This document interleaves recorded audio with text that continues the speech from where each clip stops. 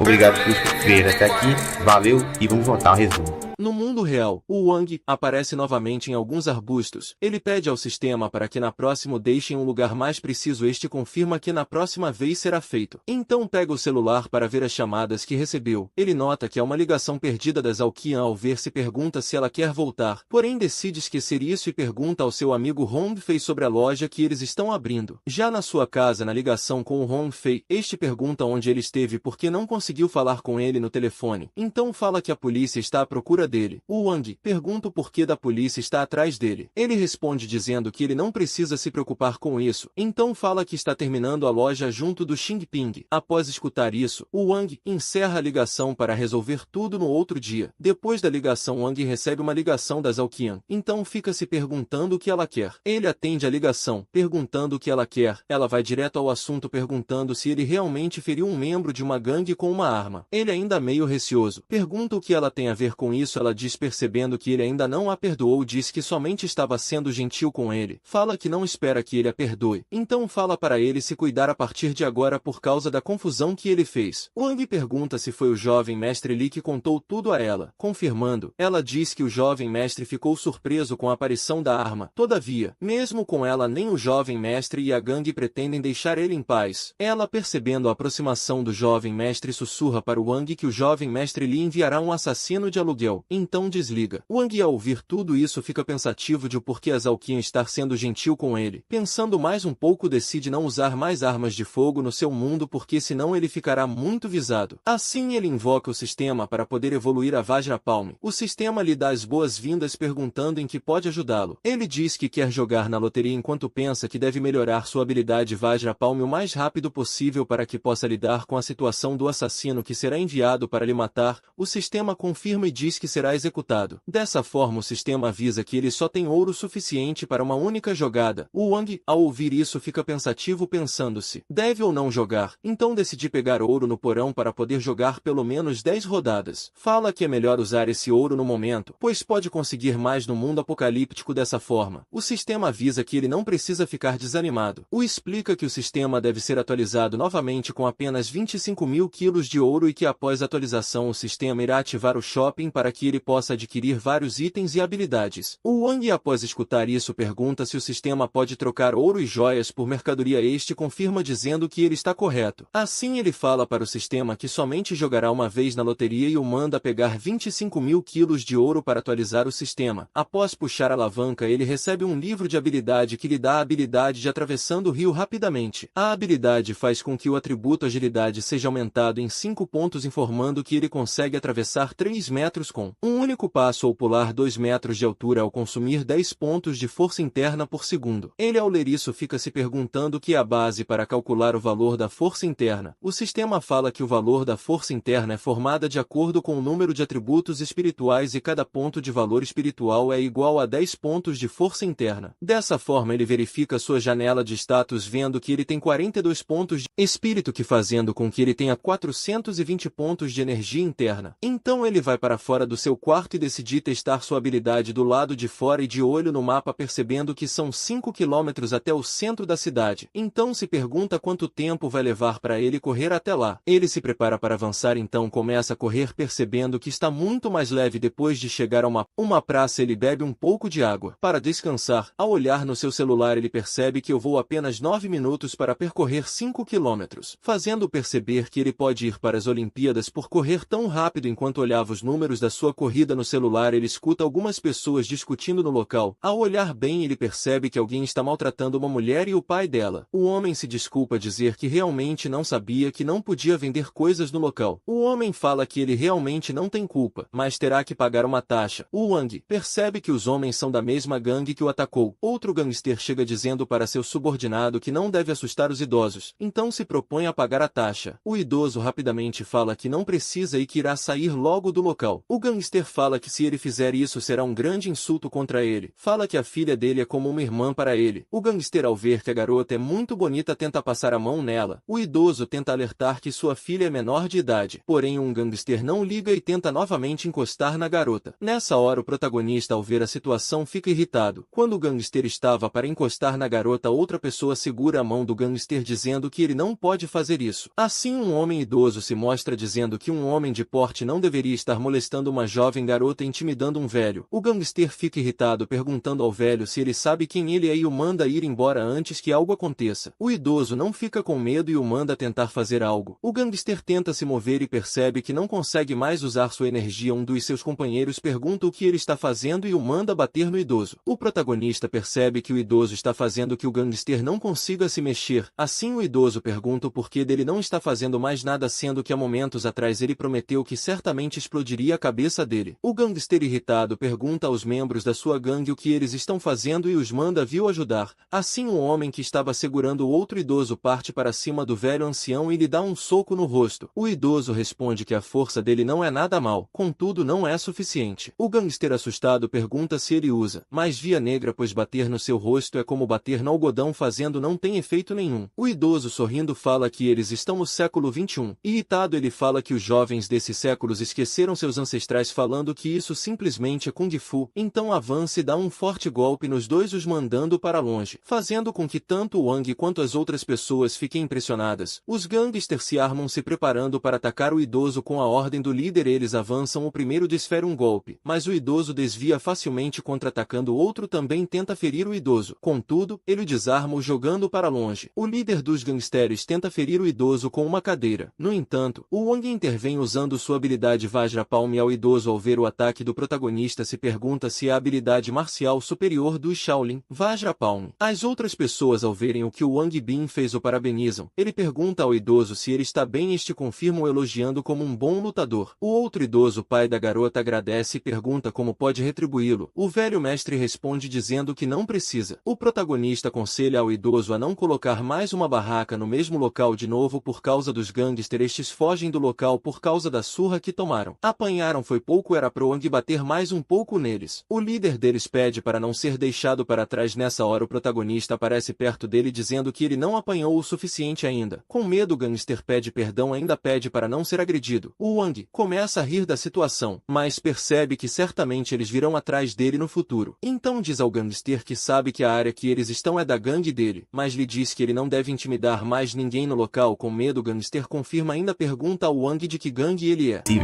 Tá passando aí na tela para vocês relatos de clientes que compraram e ficaram satisfeitos. Por isso, ao comprar na minha loja, você me ajuda a manter o projeto de resumo funcionando.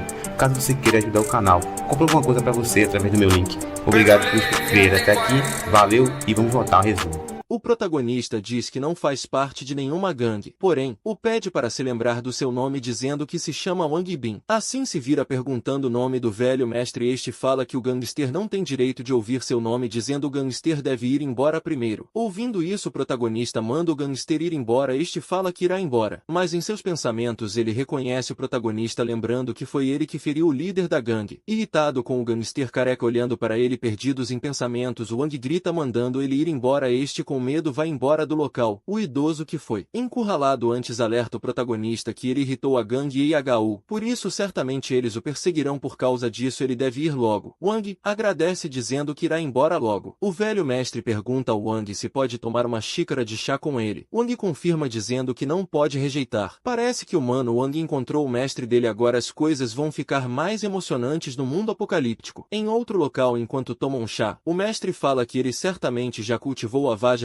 até o nível 2, então pergunta quantos anos ele tem. O protagonista, ao ouvir isso, fica surpreso do mestre poder adivinhar até o nível da habilidade dele. Então confirma o nível da habilidade, ainda diz que somente tem 21 anos de idade. O velho mestre fica feliz ao ouvir que um jovem tem um conhecimento tão profundo sobre o Kung Fu aos 21 anos de idade. O Wang o agradece dizendo que o Tai Chi Chuan dele na luta foi incrível. O velho mestre pergunta ao Wang se ele pode aceitar um pedido que ele tem. O protagonista fala que caso consiga fazer, com certeza aceitará sem problemas. Assim, o velho mestre pede para ter uma luta com ele, para testar o Tai Chi Chuan contra a Vajrapalm. O Wang, ao ouvir isso, fala que não pode fazer isso, pois a Vajrapalm é muito forte, capaz de machucar facilmente. O velho mestre, vendo a preocupação dele, diz que o Tai Chi Chuan que aprendeu não é fraco. Por causa disso, lhe diz para não se preocupar. Então fala que será apenas uma troca de dicas de artes marciais. Ao entender, o Wang concorda. Assim eles ficam de frente um para o outro, se preparando para lutar. O velho mestre diz ao Wang que dará o primeiro golpe. O protagonista fala que está com medo. O velho mestre o consola dizendo que ele não pode machucar, permitindo que ele dê o primeiro golpe. Wang, ao ouvir isso, fica mais empolgado, se preparando para dar o primeiro golpe. Então salta, pretendendo usar 30% do seu poder para testar o velho mestre de frente para ele. O Wang desfere seu golpe. No entanto, o velho mestre para seu ataque com um movimento para logo em seguida desferir outro, mandando para longe. Se recompondo, ele fica se perguntando quantos metros o velho mestre conseguiu empurrá-lo com uma única palma. Ele nota que o poder da palma também foi restringido, porque senão certamente estaria no chão sofrendo com dor. O velho mestre, em posição de luta, fala que superar a força com suavidade é a maneira que o Tai Chi Chuan luta. Ainda fala para ele usar toda a sua força, pois senão estará o subestimando. O Wang se desculpa falando que não irá se segurar mais, então avança usando todo o seu poder. No entanto, ele perde facilmente. Após tudo isso, eles tomam um pouco de chá. O Wang, todo machucado, agradece pelos conselhos que recebeu do velho mestre. Este elogia o protagonista dele ser capaz de cultivar tanta força interna nessa idade, mas lhe diz que os movimentos dele não são tão flexíveis para o ferir. Então lhe diz que ele ainda é muito inexperiente em combate real, aconselhando a praticar mais para trazer todo o poder da Vajrapalm. O Wang, sem jeito, agradece. Então pergunta se pode fazer um pedido. O velho mestre concorda. Ao escutar isso, ele pede para aprender Tai Chi Chuan e se torna discípulo dele. O mestre pergunta se ele não tem medo de atrasar o próprio treinamento com a Vajrapalm caso treine Tai Chi Chuan. O Wang lhe diz para não se preocupar, pois não ficará para trás no cultivo da Vajrapalm. Explica que descobriu que a Vajrapalm é feroz e usa força bruta, por isso é inútil quando se trata de alguém mais poderoso que ele. Wang explica que Taiji é diferente porque pode penetrar para atacar e recuar para defender.